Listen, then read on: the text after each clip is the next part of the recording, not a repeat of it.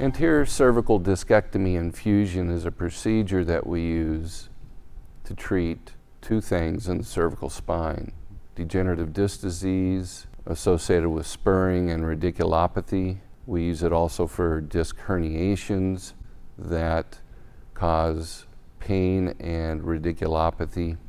In essence, the procedure is to go through the front of the neck with an incision, get down to the cervical spine, expose it with microscopic techniques, remove the disc in its entirety, and put in a bone graft or a cage. Once that is in place, generally we put in a plate and screws to support the cage that is in place, which allows it to fuse much faster.